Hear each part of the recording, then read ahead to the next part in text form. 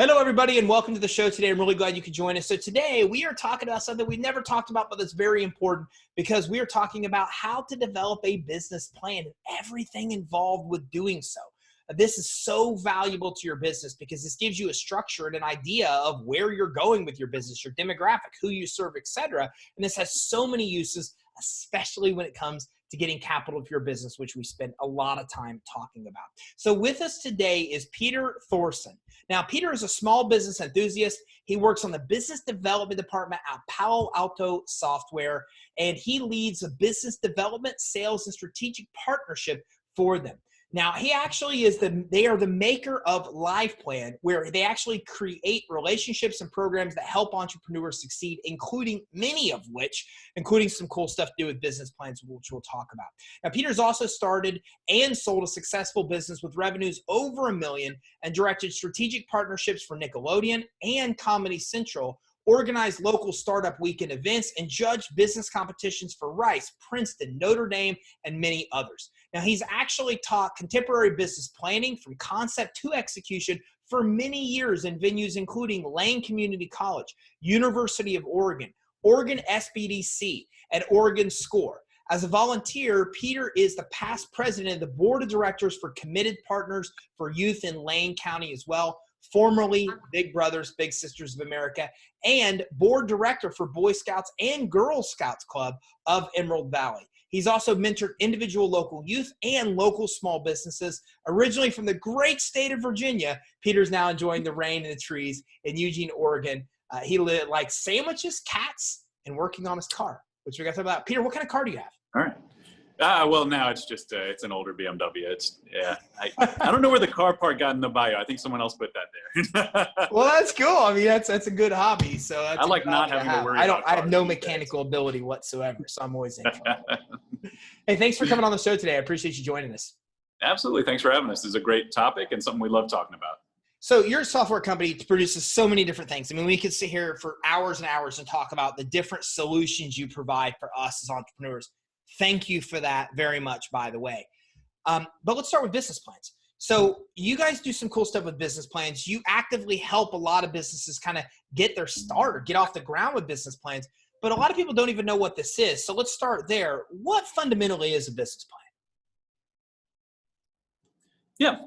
I mean, ideally, the plan itself is a flexible sort of an idea of how you intend to move forward with the business. And it applies to whatever stage the business is in. And I think this is going to be something that I say over and over again, but the idea of the business plan is treating that word plan as a verb, not as a noun. And what I mean there is, when you think of the plan, a lot of folks, when they get into the planning process, they start thinking of this long document, something that they're going to write and get to writing and finish writing and maybe never look at again. And that's actually a well-critiqued process, and it doesn't get you the most benefit out of the work that you put into it. So really the way that you should think about planning in general, I'm going to say the words lean planning. Take some of the best philosophies from the lean startup, from Eric Ries and Steve Blank and those kinds of folks, and apply it to the concept of thinking about the future. So if you're leaving the cubicle and going to go start a business because you think you might be successful at something, or you've been up and running for 10 years, there's a right amount of planning for you at whatever stage you're in. And that's how everyone should think about business planning in general. Why do people do this? I mean, what are some of the benefits on why people would write and want to have a business plan? Yeah, there's any number of reasons. It might be, again, if you're an earlier stage business, you might want to think about, is this idea feasible? Could it ever succeed, right? Do I understand my target market and their behaviors and what kind of money they spend on this kind of solution like what I'm providing? And if I can get a grip on that, will my product ever be profitable? Will I ever be able to pay myself? Those are like early stage planning concepts, the kinds of questions and hypotheses you might want to throw out there and see if you can kind of test them against the numbers. But for an up and running business, again, it's equally important to be thinking about these critical components, the critical assertions that your business is making at any given moment, and what can you test, and what kind of validations can you get from those tests. So the plan should include, if you've been up and running for 5-10 years, Main Street business, a bakery, a bike shop, that kind of thing, you should still have some kind of plan to how you intend to run this year, in the next 3 years that includes seasonal assertions? How do you intend to grow? Will you be hiring? Even if you just intend to stay perfectly flat compared to the previous year, how exactly will you do that? And the plan is just going to give you a more strategic platform to manage the business, especially when you compare your plan versus your actuals. Like, so when you bring in your accounting data and compare that to the plan. And I'm sure I'll talk about that a little bit more later. Well, and I love the way that you explain that, because I think, this show, large parts about capital, and a lot of people think you get a business plan to be able to get the business initially started or to be able to get capital. But like you said, I see it exactly as you describe it. It's really your roadmap. It's your plan of exactly what you're going to do, how you're going to execute. It sets your guide for that year in the future of how you're going to guide the business. So I love how you describe that, because it's really a working plan that everybody should have and revise year to year to know the direction generally of where they're headed. Yeah, exactly. And the capital piece is a hugely important thing, and I don't mean to ignore that. Certainly one of the main drivers that sort of forced people into creating what I'll call the more traditional business plan, one where you really do finish writing the plan and you show it to someone else. The real driver for that is finance related. So whether you're getting an angel investor on board or an SBA-backed loan from a bank, anywhere in between, even friends and family, you should have a sort of written plan that really does represent maybe 3 to 5 years of financial forecasting, that has a sound foundation in terms of your understanding of who you're selling to, how your product will be priced, what your intentions are in terms of growth over time. Absolutely. So it's it's the rare exception to the idea of completing a business plan, and that is sending that plan to someone who might provide financing. Otherwise, the business plan is really part of managing the business at whatever stage you're in. Yeah, absolutely. How do you do this? I mean, what's the process of writing an effective business plan?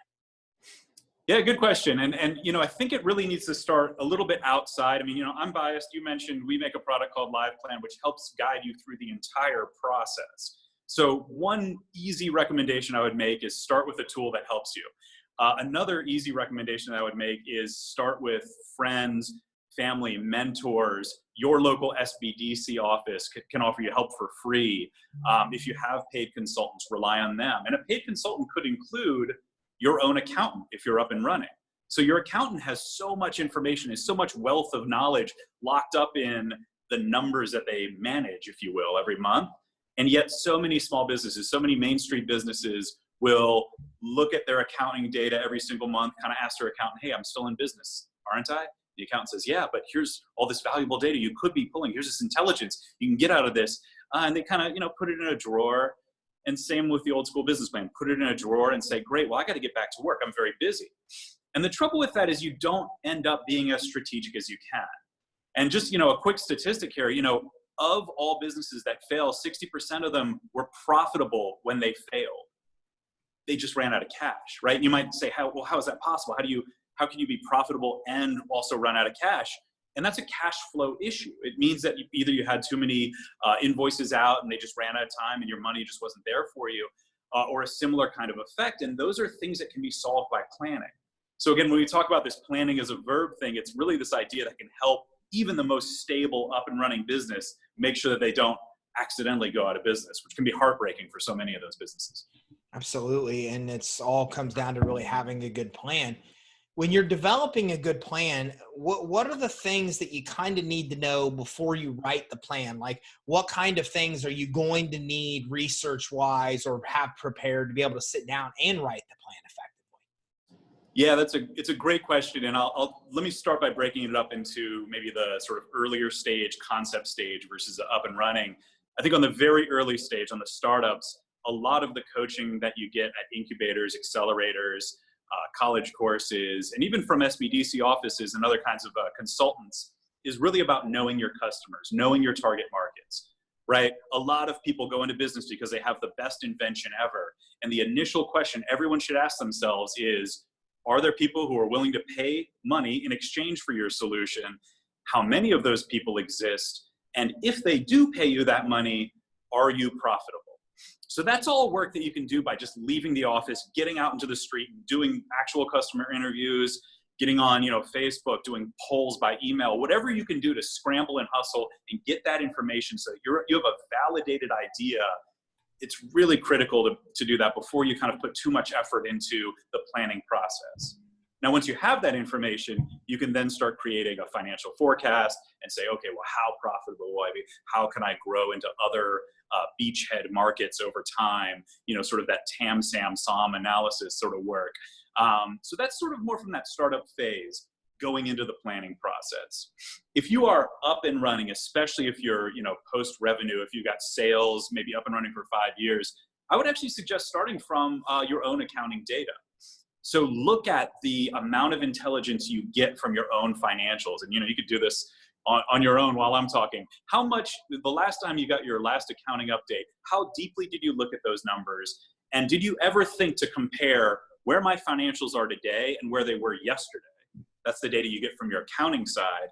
And where I thought I should have been today and where I think I'll be tomorrow, all in one conversation. And you can see that if I'm talking about, let's say, an inventory issue.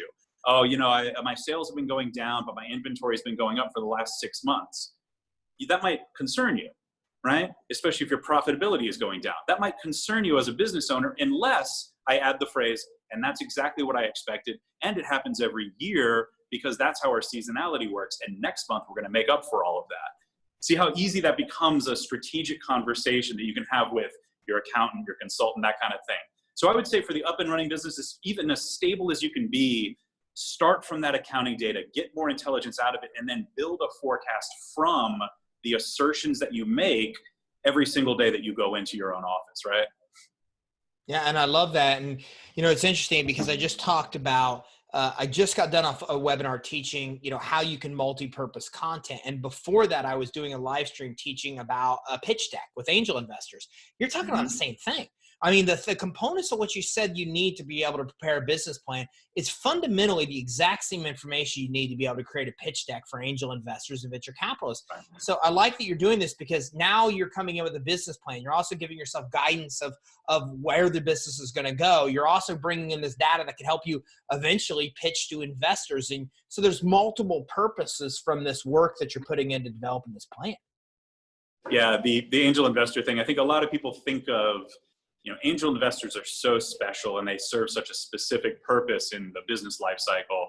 And they think of them as universally different, just this whole other world from, venture capital or bank capital or even friends and family. Frankly, even from investing your own money, as a sweat equity or your own time as sweat equity, your own money as equity into the startup of a business. Frankly, a lot of those things should be treated the same. A lot of those people want to know the same kinds of answers to the same kinds of questions. And those questions are, can this business possibly succeed? Will it ever be profitable? You know what I mean? Like, will it sustain itself over time? And if so, how much do I stand to make? That's the unique thing about the angel investor is how much do I stand to make after the investment? How much can I possibly extract from this business's value once it's up and running and growing extremely fast? Of course, that's the angel investor goal in the whole thing. Yeah. What about mistakes? I mean, you guys have software that makes this super simple, but what are some of the common mistakes that you see people that are making when they're trying to create their business plan? Yeah, good question. The number one mistake is not doing it. And, I don't want to, sound too biased here, but I am. There was definitely a pendulum swing in the direction of you do not need to create a business plan, period. And I think a lot of the people who stated that, and I'll quote Steve Blank here, but Steve Blank's one of his famous articles years ago was, don't create a business plan, don't do it.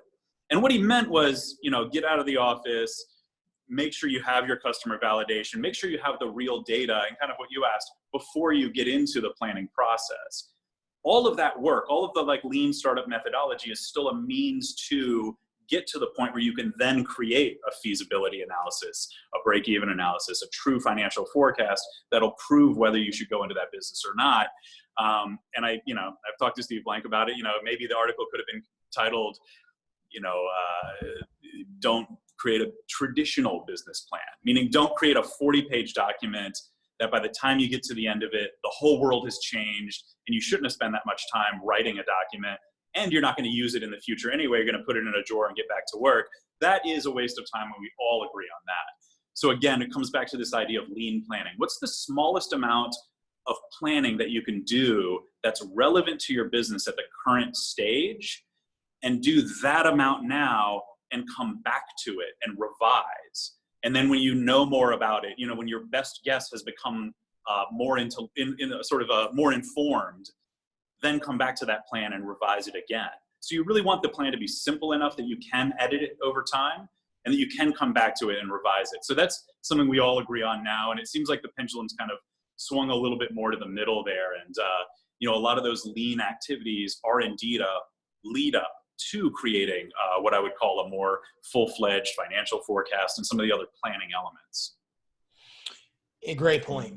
That being said, what are things that really should absolutely be in this business plan? You kind of touched upon this already, because we talked about how to prepare and what to put in there. We talked about accounting documents and some of those things to bring over. You touched on that, but I didn't specifically ask, like, what kind of things absolutely should be in this business plan?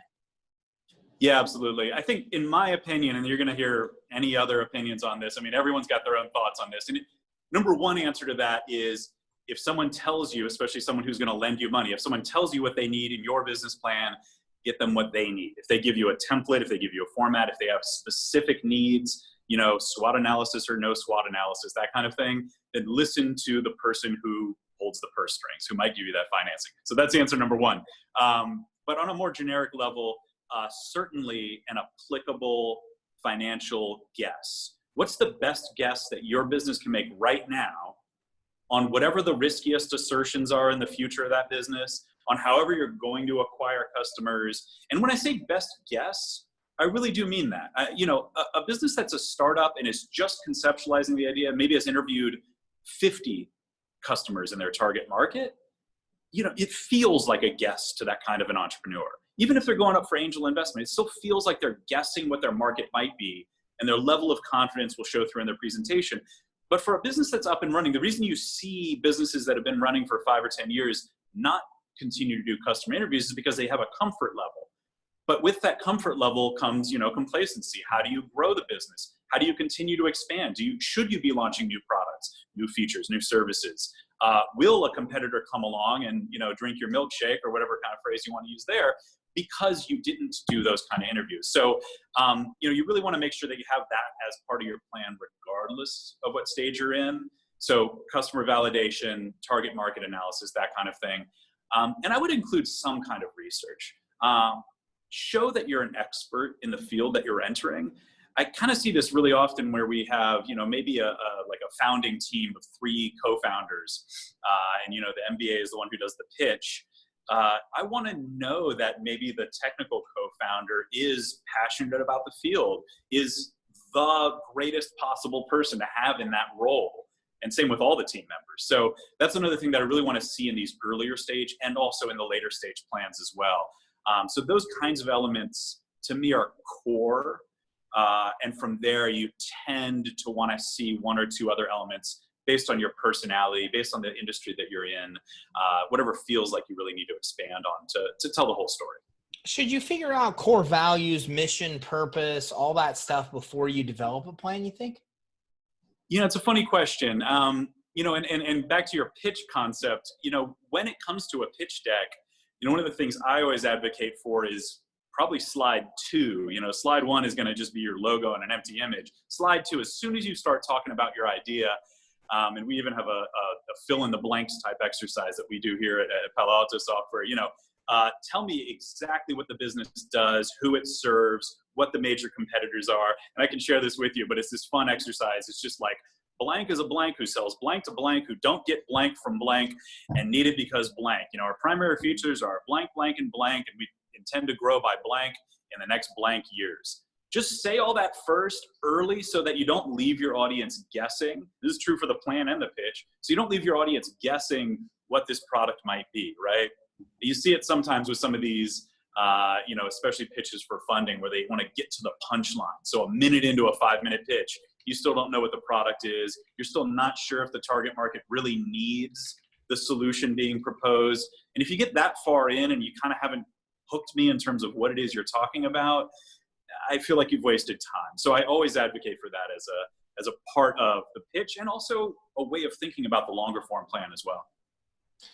Liveplan, fantastic solution. We recommend it for our clients that build business plans. And that's how we first started talking, because we did a lot of research and we figured out that Liveplan, without a doubt, is the best software out there to help with this. So how does that work though? How does software help make it easier for somebody to come in and build a business plan? Yeah, well, great question. I think back to your question about what people, what the biggest mistakes people don't do. And I said, not planning at all. As a company, we consider not doing the activities we recommend one of our biggest competitors, right?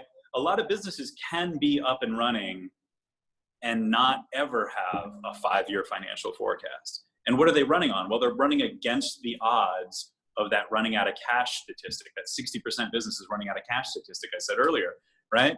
Why put yourself at risk? Why not just, do the best for the business that you possibly can do? So that's part of why the software, right? So the software component, it's almost like one of our biggest competitors in that field is still Microsoft Word and Excel, right? In a lot of cases, you can do the work that could be done in Liveplan in a very, rich spreadsheet, in a very formalized Word document. But then the questions arise. Well, where does the template come from? Do I know if this template's up to date? Can I continually edit it? How do I work with different parties? My advisor, my consultant, my investor. And then on the financial side, of course. I mean, when I first started my first business, we were terrible at financials, awful, to the point where we overpaid our accountant dramatically. And if I had a tool like Liveplan, I probably would have been able to participate in the financial forecasting conversation. I probably would have been able to edit my next year's forecast, because we take away the fear of, making an error in Excel and not being able to track it down, or not being able to understand what a full P&L, profit and loss statement, looks like, and all the other pro forma sheets that we include in Liveplan. So it's made to be easy. It's made to be usable by the bike shop owner as well as the startup going in for angel investment. We have tens of thousands of those customers coming new to us, every single week, every single month we see new customers, and we take their feedback and we say, is this usable? And then from investors and people who are involved in the consulting side, is this being used in the best practices ways that you understand to be out there? So that's why we work so closely with universities, accountants, CPAs, and all of our kind of favorite partners out there. Yeah. Yeah, is because you take all that information, congregate it, and then create a software and continuously and ever is changing that helps people do it the right way. Yeah, exactly. How else would we know what the best practices are if we didn't hear from all these thousands of people? Sure. Yeah, absolutely. What do you recommend? It's not good enough just to write a business plan. Should you go through it every 6 months, every quarter, every year to update it? Yeah, great question. And it's a little bit on the personality of the entrepreneur, and a little bit on the stage of the entrepreneurship as well. Very early startup stage businesses, remember when I use that phrase that your forecast is just your best guess that you have at any given moment. So if you're very early stage, you're probably learning so fast that you want to come back to those little tiny bits of planning that you do very frequently. The pitch deck is going to change every week. Every week you get this new information in the door. You got to manipulate that. You got to include that in your forecast as well. But for the more stable business, maybe someone who's, expanding into a new, let's say a new franchise. I have to buy a new space to expand my business into my second location. So I need an SBA-backed loan or some other type of investment to make that happen. Those people might want to be checking in on their forecast monthly. Right, so it's not an everyday thing. What you use the forecast for on an everyday basis is waking up saying, again, are my financials where I thought they should be? And do I understand where I'm going by the end of tomorrow? And then get to work. But the changing the forecast aspect, a little bit more personality based. And I would say at least quarterly would be a good rule of thumb there. Makes sense. So, and that all makes sense. I mean, you want to make changes as often as the business is changing. So in the startup phase, it probably needs to be even sooner than every quarter, but it at least gives you kind of a chance even to look at it and see where you're going. And like you said, see where your plan doesn't merge or match perfectly with where you actually are. Yeah, exactly. And that's really the fundamental core item. And, I keep saying this, but it's even, and a lot of businesses, they almost feel a certain sense of, and I hate to say this, if you're listening and you feel this, but it's a sense of shame or guilt. You know, they could be doing better with their financial forecasting, but they don't because they're not a numbers person. They went into business to fix bikes, to write apps. They didn't come into this business to write a financial forecast. And so they tend to save it for last or tend not to do it at all. And really what we recommend is taking ownership over those numbers. Use them as a management tool so that you don't have to develop an instinct, keep all that data inside your brain every day so that you actually do have more time to focus on the business over time instead of trying to figure out how you're going to come back and change the forecast and manage and all that kind of stuff. So yeah, in a certain sense, let the app do some of that work for you. And then over time, use it to manage the business so that you can get back to work faster. Peter, have you timed how long it takes your average person to really develop a business plan? You know, it's a great question. We get that question a lot here in the office. The sort of more traditional answer, of course, is it depends. It depends on what stage you're in, what you're applying for, that kind of thing. But let's frame it more specifically. So how long would it take to create a business plan that is appropriate to submit for an SBA-backed loan, right? That's going to be one of the more rich, complex, detailed plan formats that you're probably ever going to do. Maybe like a VC, a venture funding kind of approach, and some angels will require a lot of detail. Those kinds of plans, again, in terms of your expertise, that's really what drives the time frame. Are you working with a consultant, and do you have maybe an accountant already and a lawyer who can help you with some of the questions that most entrepreneurs struggle with? If so, it could take you a month. It could take you a couple weeks if you're really hustling and you really have a lot of the research already lined up. Some people, it might take up to 6 months before they have something that they want to walk into the bank with and feel really comfortable with. The real factors that are going to drive the time frame are how much research have you already done versus how much are you doing while you're writing the planning process. How much help do you have with that financial forecasting element? How much help do you need versus how much do you have? And then how well do you understand that target market? So again, are you doing kind of that lean planning approach where you're starting today and plan over time, and you'll kind of get to the end of the planning process, like you said, when you apply for that financing? I mean, if so, that cycle could take since day one of the business all the way until you're up and running. And we kind of encourage that. We really encourage this idea that the planning process never stops. But I'll respect the point that, of course, if you're applying for financing, you got to hit send on something. So you got to hit that. You got to finish the document for those folks. And that's really one of the main reasons I would ever say that the plan is ever done is for that case. Yeah. As we get ready to wrap up, anything I should have asked that I didn't? I mean, you've done a great overview here of why you need a business plan, what they are, the preparation that goes into them, the software to use with Liveplan to be able to do them, and so many other things of where this can be used, how it can help, what's in the business plan. Anything you can think of that's important for anybody that's thinking about developing a business plan that I haven't yet that we should still probably talk about? Yeah, good questions.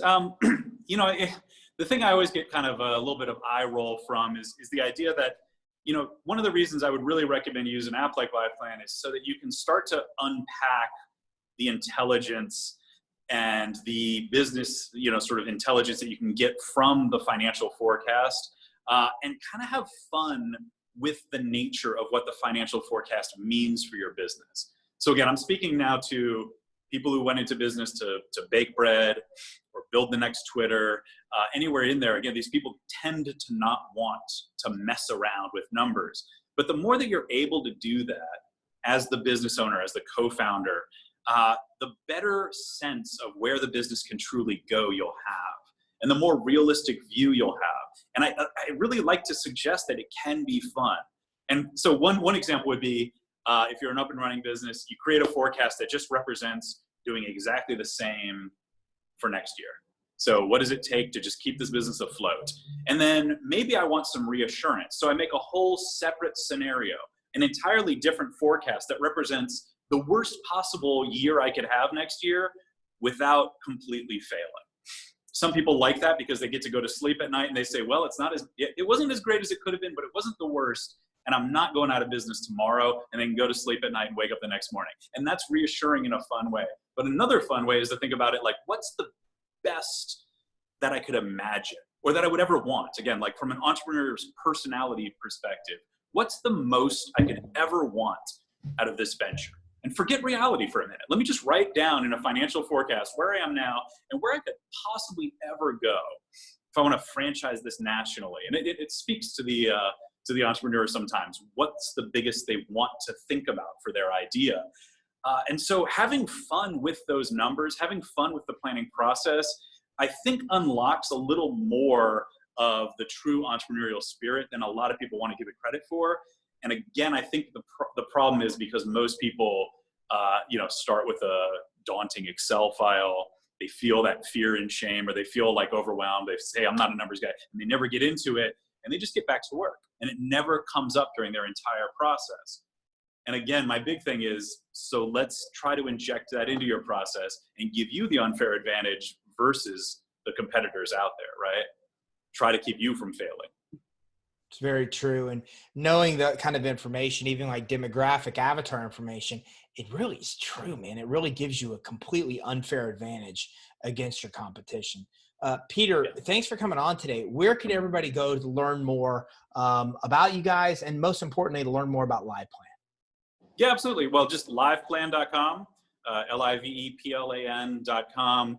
Palo Alto Software creates, you got to think of us as three big companies. We've got Liveplan, $20 a month app, help you do everything we just talked about. We've also got a site called bplans.com, bplans.com. If you're just thinking about everything I just said, that's a free content website. You can go check out sample business plans, articles from me and the team here, lots of great guest authors that we get.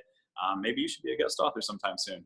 And then our third product is called Outpost. It's really for team management of email. So not really on topic for what we're talking about today, but awesome for small businesses as well. And then the other resources I would really recommend, I mean, you've got SBDC consultants out there, and we work with SBDC consultants. If you're a consultant, you're watching this now, liveplan.com/consultants. If you teach at a four-year college, a community college, if you teach at an incubator, an accelerator program across the US or internationally, we've got an educators program. We work with incubators, we work with accelerators. And if you're a professional accountant, a CPA, we have a whole special version of how to work in Liveplan that works with professional financial advisors, accountants, CPAs, that kind of thing, who want to use Liveplan with their clients. So if you're a small business owner, ask your accountant to sign up. And if you're an accountant, you can use that process to learn more about everything we just talked about. Really, anyone out there who's helping businesses succeed, we want to get on board with your mission because that's what ours is. And we just want to make sure we're doing the right thing for them. Thanks for coming on with us. We appreciate it. Yeah, absolutely, man. Thanks. So a lot of cool links here, everybody. And I'm going to go ahead and put these in the show resources page. You can find Peter's podcast at creditsuite.com/podcast. But I'm going to direct you most importantly to liveplan.com. Their software does so many things for entrepreneurs, and Peter talked about all of it. I'm going to put a link to each one of them on here.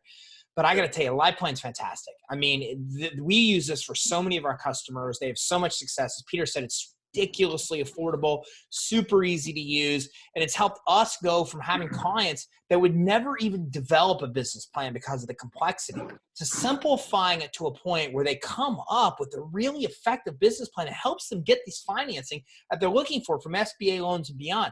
But as Peter and I've talked about, it's beyond all that. It's more important than just coming in and being able to develop a business plan to get funding.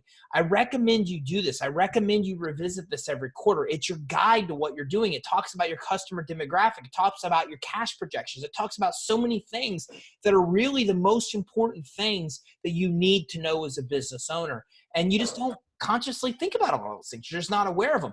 But Liveplan and developing a business plan this way kind of forces you to think about the things that need to be top of mind as an entrepreneur to make sure that you're one of those ones that's very successful in business, not one of the ones that we talked about at the beginning that's profitable, but ends up not being in business a short time after. So the key is having a good plan. And you could use it, you could do that. You could develop one using liveplan.com. Super simple. So visit liveplan.com to learn more, see how you can easily develop your own business plan. And I'm going to go ahead and include some other cool links as well so you can take a look at their other software, all of which is dedicated to helping us, to helping entrepreneurs succeed. So thanks, everybody. Have a great day, and make sure you visit liveplan.com.